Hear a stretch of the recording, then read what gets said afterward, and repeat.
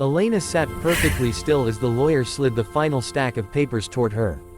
The room felt too bright, too clean, too official, yet everything inside her was strangely quiet. Her fingers wrapped around the pen, steady and deliberate, as if she had rehearsed this moment 1,000 times in her mind. Mark sat across from her, tapping his foot, waiting for the explosion he was certain would come. He expected tears, accusations, maybe even a desperate attempt to negotiate. That was how she used to be, soft, apologetic, eager to keep peace with a man who never offered her any. But today she didn't look up. Didn't speak. Didn't flinch. She signed the papers with a single swift motion, her name flowing across the page like a final goodbye. Then she closed the pen, placed it neatly beside the file, and rose from her chair. Mark blinked, surprised. "That's it. You're not going to say anything?"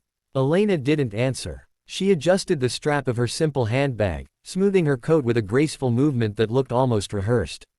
For a moment, she paused at the door, not out of hesitation, but to take one last breath in a room that had witnessed too many years of her silence. Then she walked out. The corridor outside felt warmer than the office. Kindness echoed through its quiet hallways, something she hadn't felt at home for a long time. Her heels echoed sharply, each step faster and freer than the last. She pushed open the main entrance and stepped out into the cold city air. The wind brushed her hair back, as if welcoming her into a world she had been locked out of for far too long. Behind her, through the glass doors, Mark appeared, still expecting her to turn around, to pause, to crumble. But Elena didn't look back. As she reached the sidewalk, the sound of traffic hummed around her, honking cars, hurried footsteps, life moving on. She tightened her coat around her and exhaled a shaky breath she hadn't even known she was holding. For the first time in years, she felt weightless. Then, just as she stepped forward, a quiet engine purred. A sleek black limousine eased toward the curb like a moving shadow. The tinted back door opened with smooth precision, revealing the silhouette of a man she had not seen in a very long time. "Elena," a deep, calm voice said. Her breath caught, not in fear, but recognition. Without a word, she stepped inside. The door closed softly behind her. And the world she once knew remained on the sidewalk, shrinking behind her as the limousine pulled away.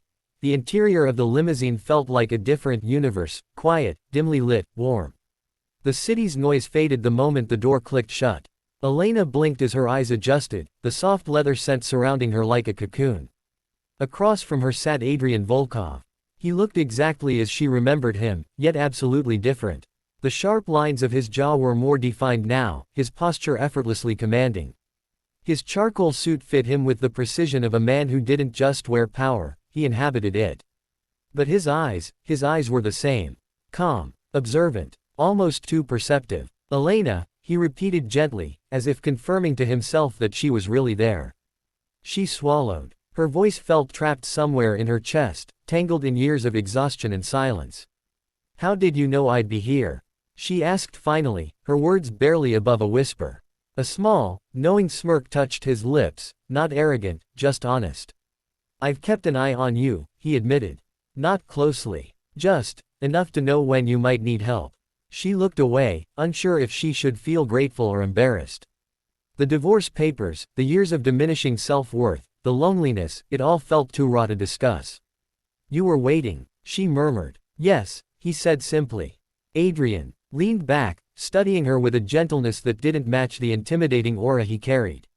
His voice lowered, warm but cautious. "You left without a suitcase. Without a friend waiting outside. Without a place you wanted to go." He paused. "People don't walk away like that unless they've finally chosen themselves." His words hit deeper than she expected. The limousine glided through traffic, the world outside smearing into streaks of color. Elena watched the passing city lights, trying to steady her breathing. "You didn't have to come," she said after a moment. "You don't owe me anything." Adrian's gaze softened. "That's where you're wrong." She turned to him slowly. "You saved me once," he continued.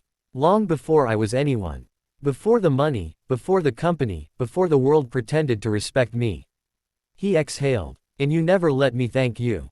Elena blinked, the memory flickering back, an exhausted young man she'd helped without knowing who he would become. She had forgotten the moment, but he clearly hadn't. "I didn't expect repayment," she said quietly. "I know," Adrian replied. That's why I'm here. He leaned slightly forward, his voice dropping lower. You don't owe me anything, Elena. But I'm offering you a choice. A new place to breathe. To rest. To think. His tone was respectful, deliberate. No strings. No obligations. Just safety. The sincerity in his voice made her chest tighten. No one had spoken to her like that in years. The limousine slowed as it approached an elegant private gate, tall pine trees rising behind it like guardians. The driver pressed a button, and the gate opened silently. Elena looked back at Adrian. Are you sure? She asked softly. Yes, he said, meeting her gaze without hesitation. Are you? The car rolled forward, carrying her away from everything she had known, and toward the one person who had waited for her long before she knew she needed him. Mark burst out of the lawyer's office with the same energy he used whenever he won an argument, chin high, shoulders stiff, convinced of his own righteousness. He expected to see Elena sitting on the bench outside, wiping her eyes, maybe calling a taxi with trembling fingers. Something fragile, something easy to dismiss, but the sidewalk was empty. He glanced left. No Elena. He glanced right. No Elena. His frown deepened. She didn't even wait for me to finish, he muttered.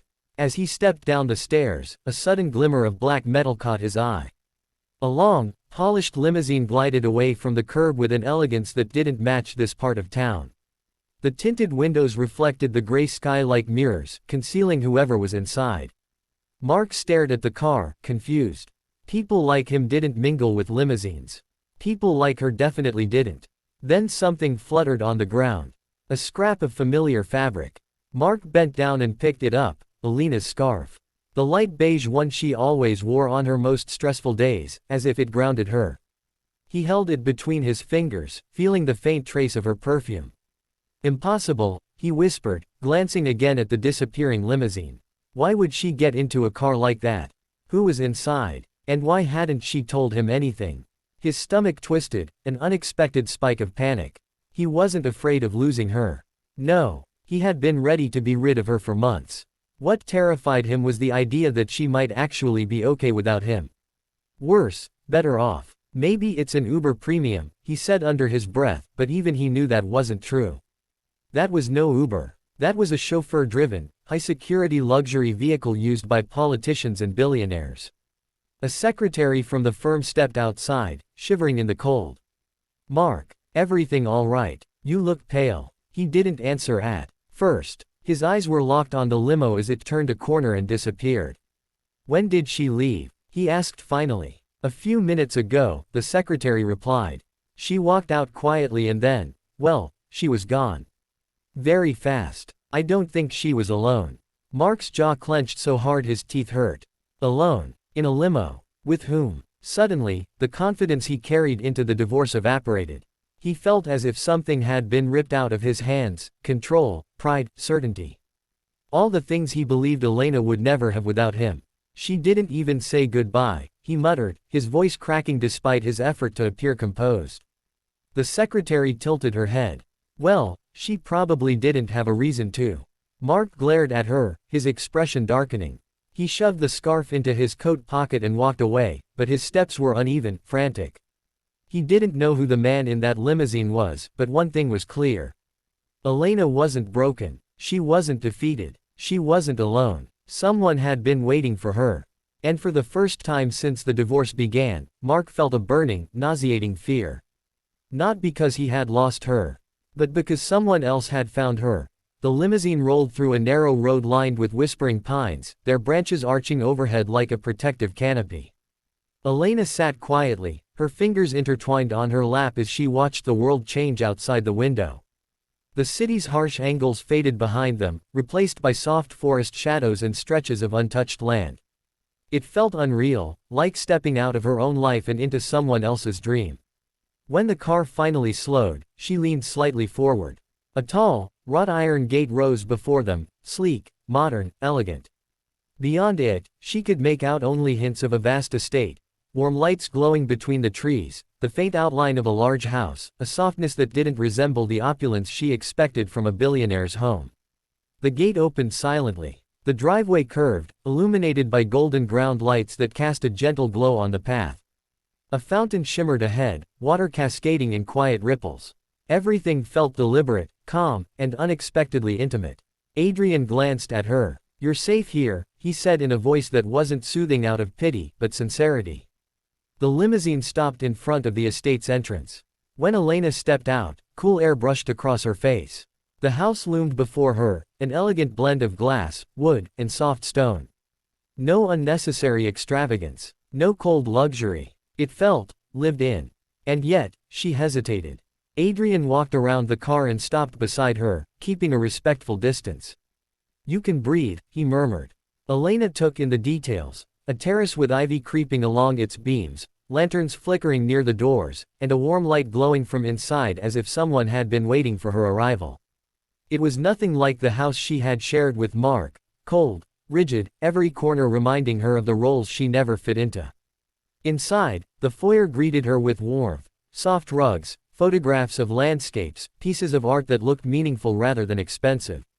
A faint scent of cedar and jasmine floated in the air. "This doesn't look like a billionaire's house," she said before she realized the words had slipped out. Adrian smiled slightly. "It's not a house," he replied.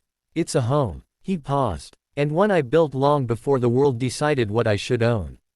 She let her fingers brush the edge of a wooden railing, feeling the smooth grain beneath her skin. Everything felt grounded, human, peaceful. A quiet crackling sound drew her attention. In the living room, a small fire burned in a stone fireplace.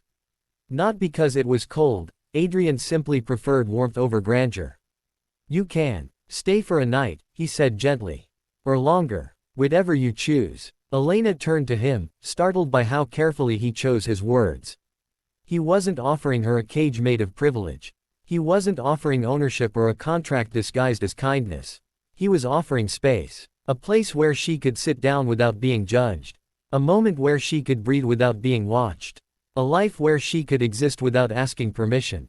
She stepped further inside, letting her coat fall open as the unfamiliar comfort settled over her shoulders like a blanket. "You're sure this is okay?" she asked softly. Adrian's gaze held hers, unwavering and warm. "Elena," he said, "you've spent years asking if you're allowed to exist in someone's space. Here, you don't need permission. Not from me. Not from anyone." Her chest tightened, an ache, a release, something she didn't have a name for. Adrian stepped back, giving her room to explore, to breathe, to decide. "You don't owe me gratitude. You don't owe me explanations." He exhaled softly. "Just take your time." Elena stood in the center of the warm, glowing living room, her silhouette framed by firelight and shadows. And for the first time in years, she didn't feel small. She felt possible. They sat across from each other in front of the fireplace, the firelight casting slow-moving shadows along the walls. The silence between them wasn't awkward, it was steady, grounding, like the quiet just before a long confession. Elena wrapped her hands around a warm cup of tea Adrian had prepared himself, something she never imagined a man of his status doing for anyone. She stared into the flames, letting the warmth seep into her bones. She still hadn't taken off her coat. A part of her didn't fully believe she was safe enough to. Adrian waited without rushing her, as if he understood that silence was its own language. Finally, she exhaled. "What am I doing here?" she whispered, not to him, but to herself. Adrian didn't answer immediately. He leaned forward, resting his elbows on his knees. "You're here because you chose to step into the car," he said softly. "And because I couldn't stand the idea of you walking into the cold with nothing but hurt behind you." His voice was low, steady, never pushing, only offering. Elena looked up, meeting his eyes. "Why do you want to help me so much?" I'm not someone worth rescuing." His expression shifted, something sharp, almost pained passing through it. "Elena," he said quietly, "you are worth far more than you've ever been told." She blinked, startled. He continued, choosing his words carefully. "You saved me once. You didn't know me. You didn't ask for anything. You didn't even stay long enough for me to thank you." His gaze dropped briefly, as though remembering a moment he had replayed countless times. "But what you gave me that day changed everything. It reminded me that kindness still existed." She opened her mouth, then closed it.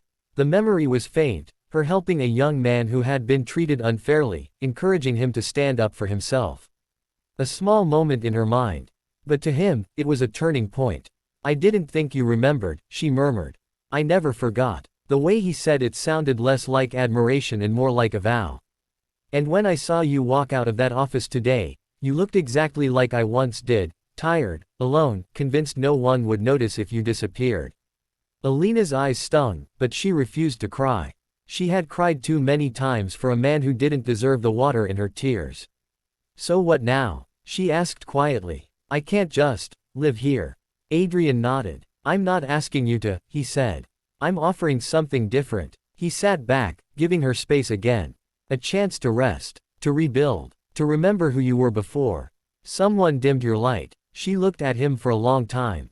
His eyes held no pity, no possessiveness, only respect. A kind of admiration she had forgotten humans were capable of. I don't want to be someone who depends on you, she admitted. You won't be, he replied instantly. Let me help you stand. After that, you walk wherever you want. His words were so simple, yet so heavy with promise that her throat tightened. This wasn't a man trying to claim her.